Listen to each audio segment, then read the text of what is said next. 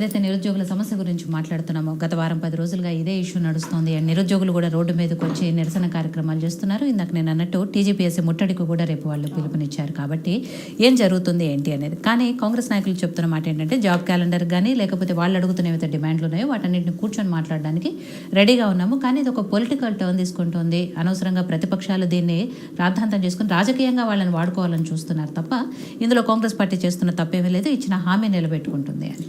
ఒక్కటండి, Congress party ఈరోజు అధికారంలోకి వచ్చిందే నిరుద్యోగుల సమస్యలు పెద్ద ఎత్తున లేవనెత్తి అధికారంలోకి వచ్చారు. అంతేకాకుండా జాబ్ క్యాలెండర్ ఇష్యూ కావచ్చు, లేకుంటే డిఎస్సి మెగా డిఎస్సి వేస్తామన్న ఇష్యూ కావచ్చు, ఏదైనా ఈ గ్రూప్ 1 గ్రూప్ 2 గ్రూప్ 3 విషయంలో 1:100 గ్రూప్ 1 విషయంలో కావచ్చు, గ్రూప్ 2 గ్రూప్ 3 విషయంలో పోస్టులు పెంచేది కావచ్చు, ఇవన్నీ మేము అధికారంలోకి వచ్చిన వెంటనే అని స్వయాన ముఖ్యమంత్రి గారే చెప్పారు.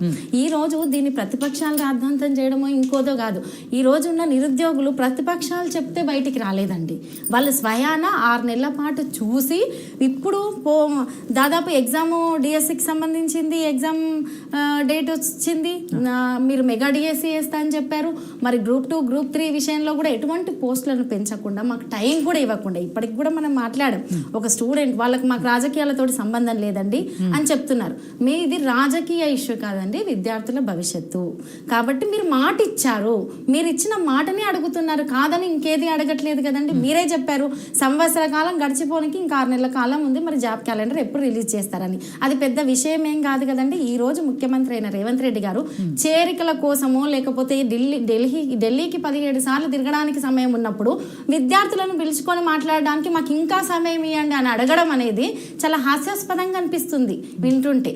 అంటే ప్రజెంట్ అంత కాంగ్రెస్ నాయకులు కూడా అదే క్వశ్చన్ అడుగుతున్నారు. 10 ఏళ్లలో దీని గురించి ఎక్కడ మాట్లాడని బీఆర్ఎస్ పార్టీ ప్రభుత్వంలో ఉండి ఇప్పుడు ప్రతిపక్షంలో ఉన్నప్పుడు మాత్రం దీని గురించి పదే మాట్లాడడం మాకు కూడా హాస్యాస్పదంగా. ఇప్పుడు 10 ఏళ్లలో దాదాపు 1,30,000 పైగా ఉద్యోగాలు ఇచ్చినది దాదాపు మేము ఎక్కడెక్కడ ఇచ్చాము, ఏమి ఇచ్చాము అనేది ప్రకటించాం.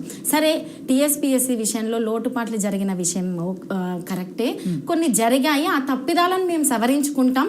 రేపు ప్రభుత్వంలోకి వచ్చిన తర్వాత మేము ఇమీడియట్గా జాబ్ క్యాలెండర్ రిలీజ్ చేయడం కావచ్చు, మేము నిరుద్యోగుల విషయంలో ఏదైనా తప్పిదం చేసి ఉంటే అది మేము సవరించుకుంటామని చెప్పి మొన్న ఎలక్షన్ ముందు కేటీఆర్ గారు కావచ్చు, పార్టీలో ఉన్న చాలా మంది పెద్దలు మాట్లాడారు. అయినా కూడా నిరుద్యోగులు ఎవరిని నమ్మారండి? కాంగ్రెస్ పార్టీని నమ్మారు. ఊరూరెళ్ళి ప్రచారం చేశారు, సపోర్ట్ చేశారు. అయినప్పటికీ కూడా 6 నెలల కాలం అయినప్పటికీ కూడా ఇప్పటికీ నిరుద్యోగులను వాళ్ళు పెట్టుకున్న ఆశలను అడియాశలు చేసే విధంగానే వీళ్ళ ప్రవర్తన ఉంది. నేనేమంటానంటే ముఖ్యంగా మీ ప్రధాన భూమిక ఏందండి? నీళ్లు, నిధులు, నియామకాలే మా ప్రధాన భూమిక. మేము ప్రజాపాలన, స్వేచ్ఛాపాలన దిశగా అడుగులేస్తున్నామని చెప్పి వచ్చి ఈరోజు వాళ్ళందరూ ఇందిరా పార్క్ దగ్గర ధర్నా చేసే విధంగా, రాస్తారోకలు చేసే విధంగా, అంటే వాళ్ళ డిమాండ్ను వాళ్ళు బయటకు వచ్చి గొంతెత్తి అరుస్తే కూడా మళ్ళీ ఫ్రెండ్లీ పోలీస్గా మొన్నటి వరకు ఫ్రెండ్లీ పోలీస్గా ఉన్న పోలీస్ వ్యవస్థ వాళ్ళ మీద నిర్బంధం చేస్తున్న పరిస్థితి చూస్తున్నాం. మీడియా మీద దాడి చేస్తున్న పరిస్థితిని చూస్తున్నాం. అంతేకాదు ఏ ఒక్క నాయకుడు, సీఎం గారే కాదు కదండి, చాలా మంది ఉన్నారు కదా, ఏ ఒక్క నాయకులు కూడా దీని మీద ఎందుకు స్పందించట్లేదు? అనేక సమీక్షలు అంటున్నారు, కూర్చుంటున్నారు. వేరే నాయకులు, మిగతా ప్రతిపక్ష నాయకుల ఇళ్లకి వెళ్ళి మాట్లాడడానికి సమయం ఉంటుంది. మరి నిరుద్యోగుల గురించి ఒక చిన్న విషయం అండి, ఒక చిన్న స్టేట్మెంట్, మీరు ఆందోళన చెందకండి, మేమున్నాం, మేము పిలుస్తాం, పిలవనికి మీకు ఆ మాత్రం సమయం లేకుంటే ఎట్లండి? అదే కదా మీకు ప్రధాన భూమిక. ఈ రోజు రాష్ట్రంలో మీద అధికారమో లేకుంటే గద్దెనెక్కడానికి ఇదే కదా మూల కారణం. సో సతీష్ గారు, సరే, ఇది పొలిటికల్ టర్న్ తీసుకుంటుందా, వాళ్ళు వీళ్ళ ఉచ్చులో పడ్డారా, వీళ్ళ ఉచ్చులో వాళ్ళు పడ్డారా, ఇదంతా సపరేట్ అంశం. బట్ ఇందాక క్రాంతి గారు మనకు ఒక విషయం క్లారిటీ ఇచ్చారు. మేము అడుగుతుంది జాబ్